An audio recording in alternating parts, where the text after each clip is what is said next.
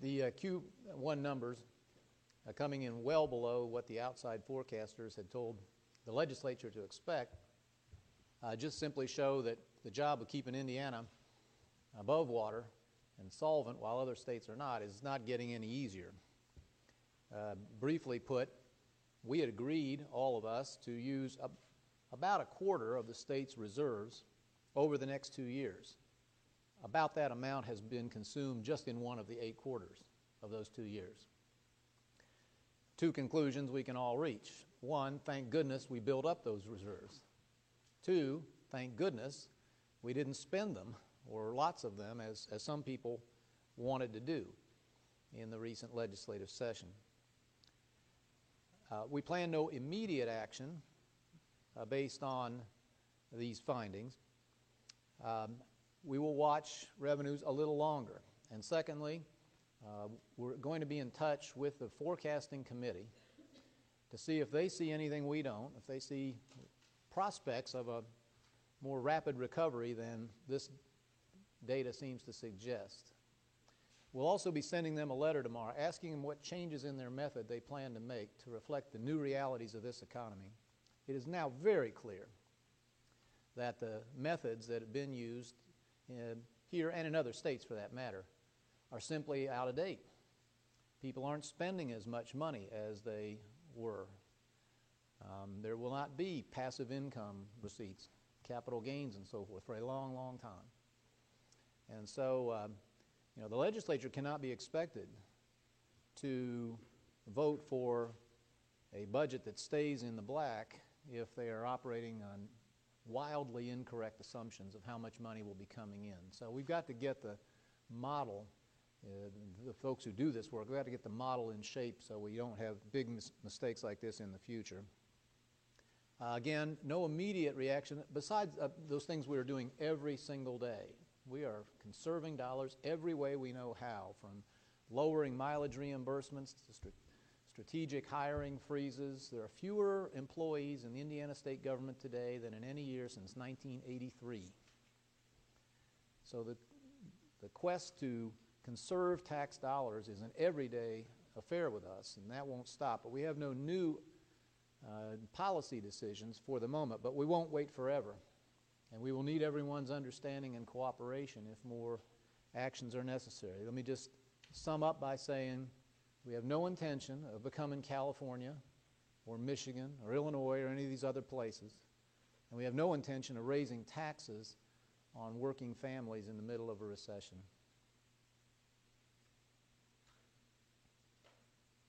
At what point is the threshold of pain enough where you do have to make policy adjustments? Well, I say I don't want to act impulsively based on just one quarter. I do want to hear from the forecasting group to see if they can give us some confidence that there'll be a rapid improvement soon. But absent that, we will have to take additional actions of the kind we've taken in the past. Because the longer we wait, the less money we can conserve.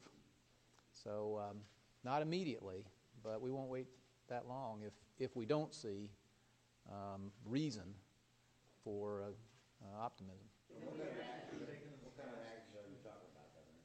Spending reductions. Are the actions you've taken in the past adequate? You're looking at a deficit there which is equal to the surplus we had before. Well, no, if all the past actions had not been taken, of course, the surplus would be gone now.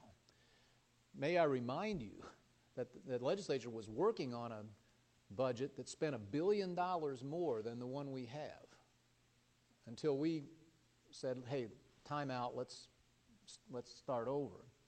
So thank goodness we've done all the things we've done. Hundreds of decisions, most of them fairly small, to keep us in the black.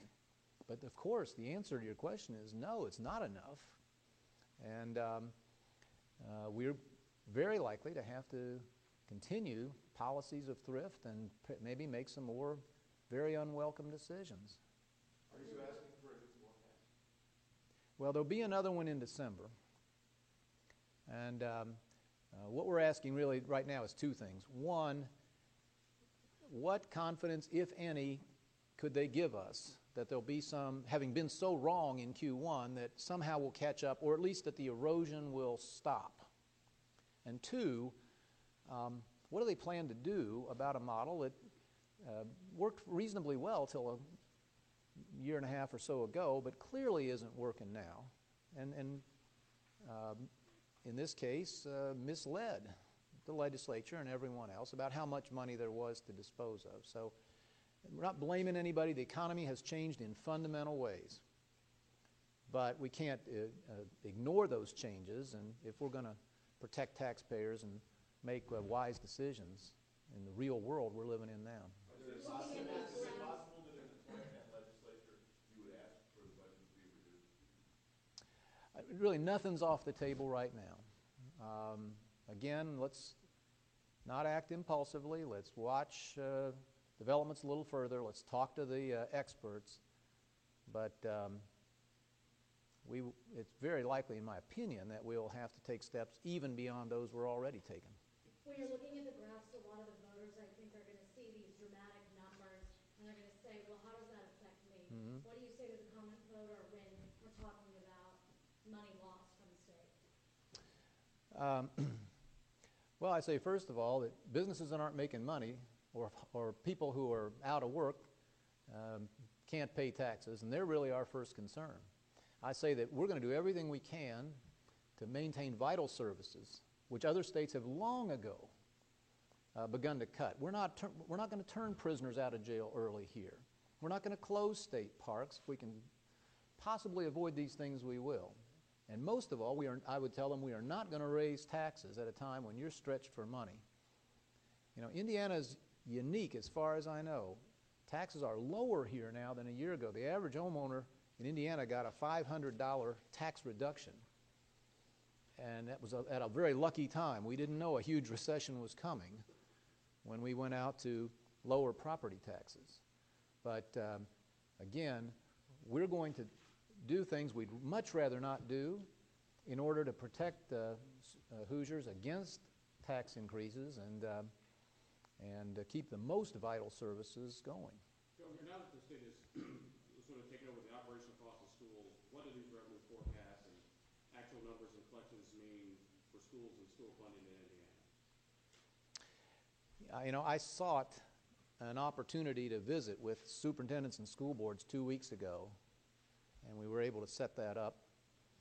And I told them, not knowing these numbers, I told them, be careful going forward. Indiana schools are the most fortunate in America. They got a state increase of 1.5 points plus the extra federal money. It is not at all clear this can all be sustained going forward. It's half the budget. Public education, K-12, is half the budget. Higher ed's another 13% or so on top of that. And we can squeeze everything else, and we are, as hard as we can. We can look in every corner for every nickel of savings, and it may not be enough if the money doesn't come in the door. So everyone may well have to participate, and but no decisions for today. On the methodology of the forecast, it sounds like there's some questions there. Is there anything specifically that you or OMB saw in the way they formulated that forecast? Was it a specific area or two, or is it just completely wrong across the board? Well, I'm going to leave the method really to the experts, but clearly we saw that the December forecast was wildly off the mark. The April forecast seemed obviously off the mark. That's why we asked for yet another one and got one in May. And it was closer, but still, as you see, too rosy. My suspicion is a big part of the difference is that Americans, including Hoosiers, have shifted in their consumption patterns. We can all see this. Even those who are still at work have been moderating their spending. They're saving more and spending less. And I believe that is not a very temporary phenomenon. I think that's likely to continue. So what we've expected from the sales tax, our single biggest source, probably is overstated. That's the best example I can give you. Just your common sense tells you that that probably needs adjustment. But there are probably many more factors that in here, and I defer to the experts. what we want from them, I don't want to tell them how to do it because I don't know. What we want from them is accuracy. So the legislature knows what they really have to work with. Do you need different methodology, or do you need different people? Because it was right when the switch was made from Gary Baxter to Nigel Galt that these wild missives started happening. Now, I assume that the group, this independent group, has the right kind of people in it, and I leave that to others. Again, all we're asking for is greater accuracy, and again, not casting blame here. The world changed in a big way. This was a deep, long recession. We're not out of it yet, and again, people's spending and saving patterns, fundamental changes like that have occurred. I think they're excellent professionals, but we better modernize that method to comport with what's, I think, a fundamentally different economy. A lot of these agency heads are probably looking at their belt and worried it's about to break here. And I'm wondering, at what point do these continued cuts start to impact state services? I mean, I imagine there's a fine line there. Are we close to that point where we'll start seeing services? Honestly, not yet. I mean, we measure everything, and performance levels are really quite good in almost every case. But we will have to continually assess our priorities, and those things, everything has some value that government's doing, but there are some things that are absolutely critical. Those law enforcement and protecting children and so forth, things, and then there are some things that are really nice to do but are less important. We may have to suspend them for a little while. We may have to postpone a few things. Every family does this. Every business does this. No, I think up to this point, in this state, not everywhere else, but in this state, we have maintained vital services. I'm really proud of the job state employees are doing. We measure, and we can prove to ourselves and to you that they are doing an excellent job in most cases. Sometimes the pressure of limited resources can have a very positive effect. You do have to go ask yourself what is most important and what's less important. You do have to push for improvement to stretch every dollar. Now, this is an extreme case, and as I say, no announcements today, but I'll be feel very fortunate if we don't have to make some unwelcome choices that really nobody is happy about making. Have you set any internal markers at which point you have to make those decisions, like if we would hit 500 million under or at the second quarter? I certainly haven't marked off a number in my own mind, only that if the trend doesn't show some rather immediate change of direction, then we better act before it's too late to do much about it. So that's a judgment call, but it's too soon today, but it maybe not by too long.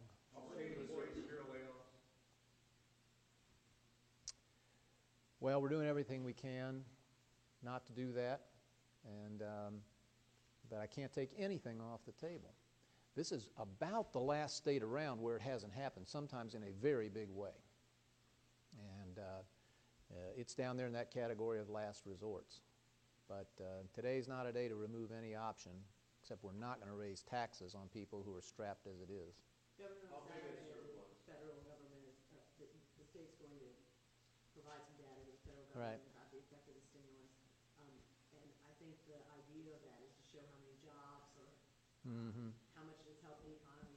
Do you have any concerns about the way that this data might be used or about the way it's being reported?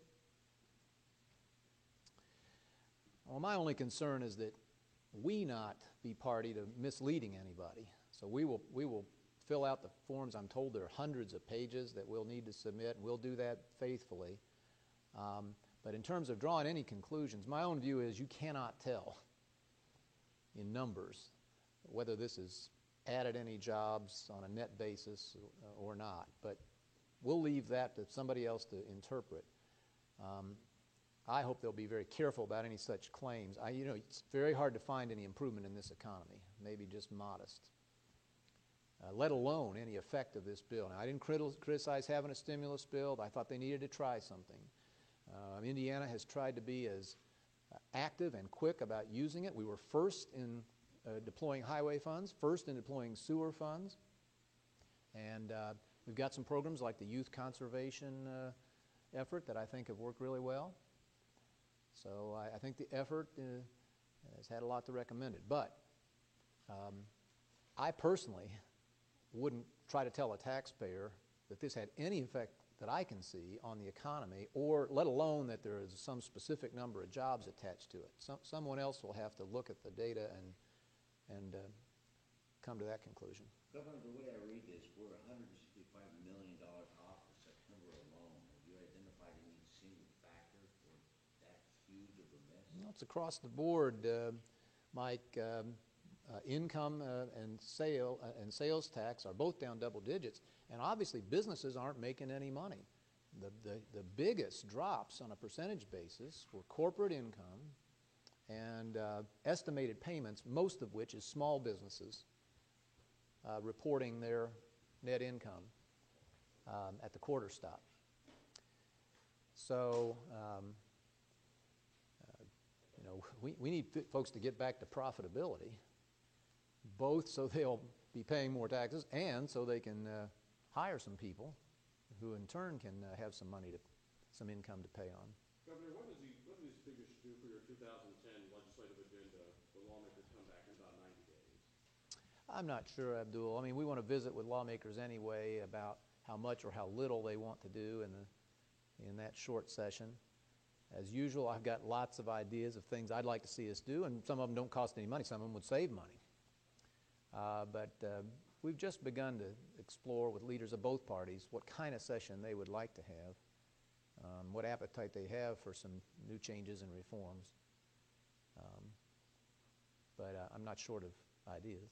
Governor, you talked a lot about changes that might need to be made in Yeah. methodology for predicting how much money Yeah. we're going to have. But what does the state need to be doing to actually increase the amount of tax revenue, increase the economy? Well, continue to protect and if possible, improve the best business climate in America.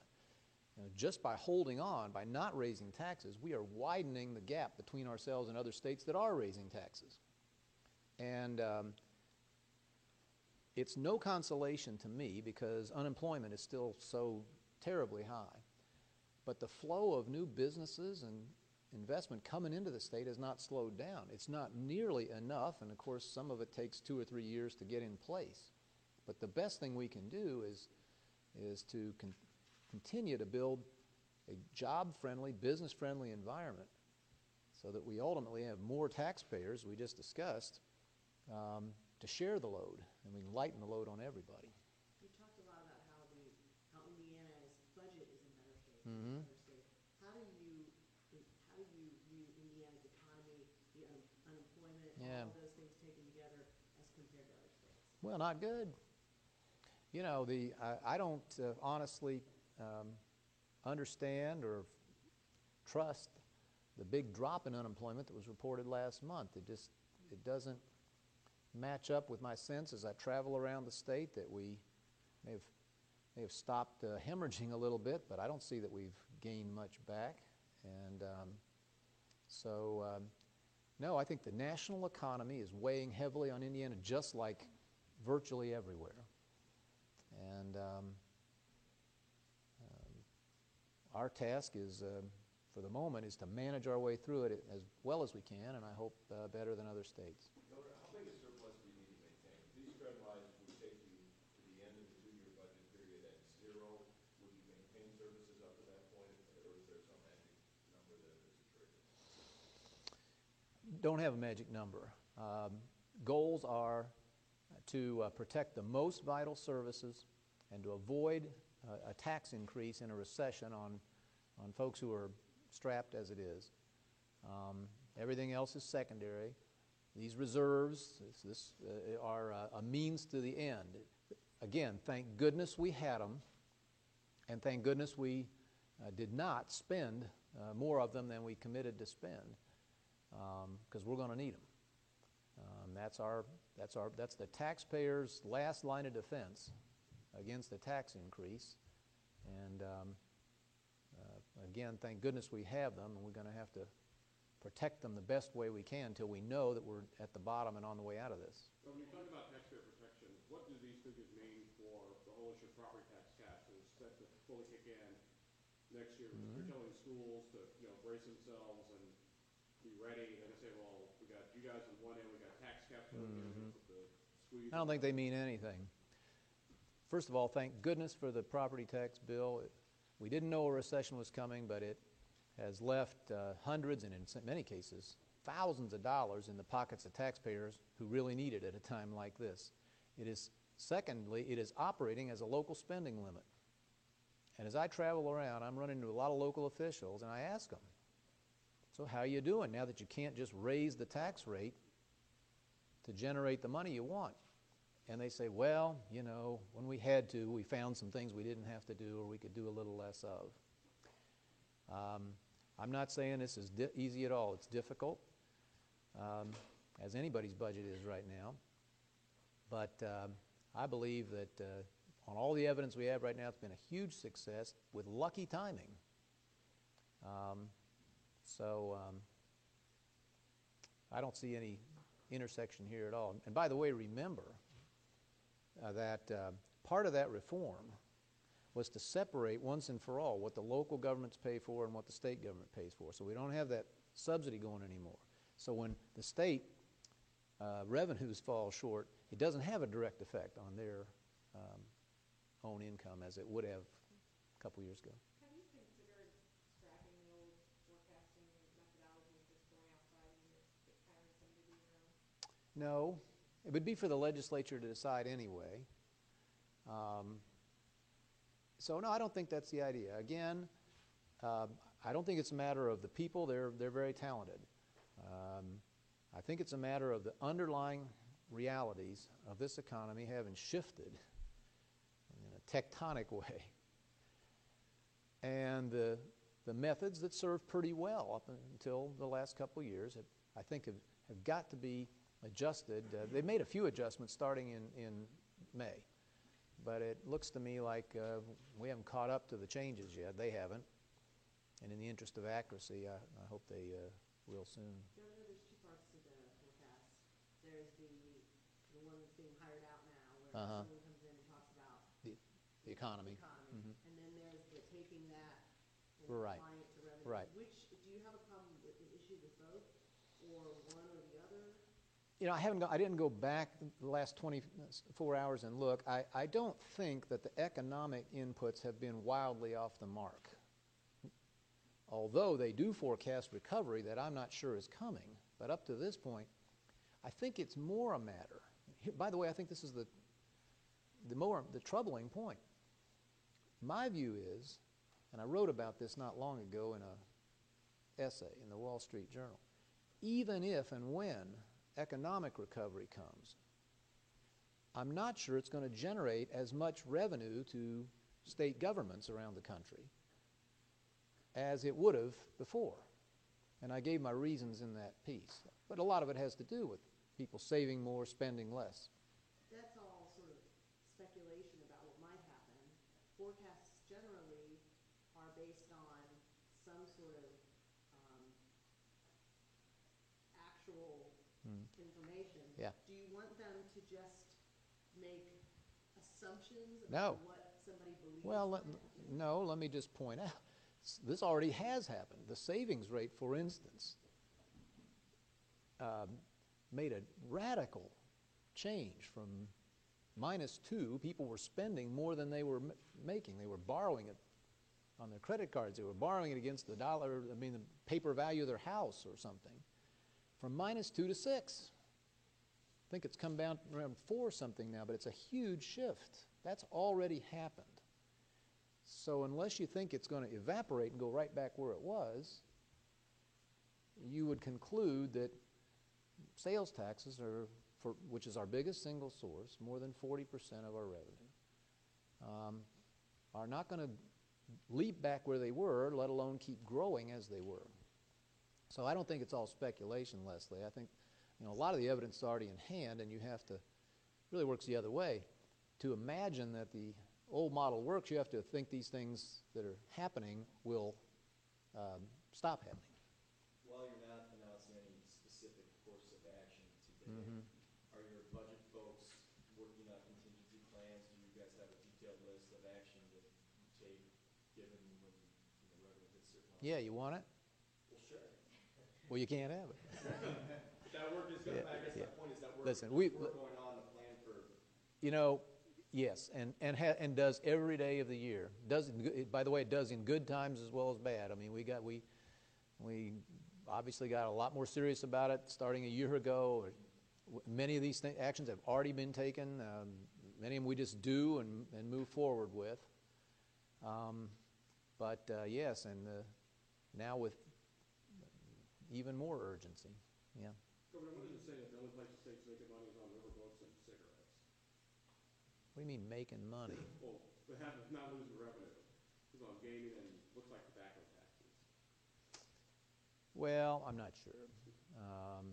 But the tobacco tax revenue is, tobacco sales, of unit sales are way down since we raised the tax itself. So I wouldn't read too much into that one. Do you have authority in the executive branch for the options that you're talking about, or do you need legislative approval somehow? Some we have authority, and there are a lot of changes that we could make that would require statutory change. So there's a little of both. That's the good news.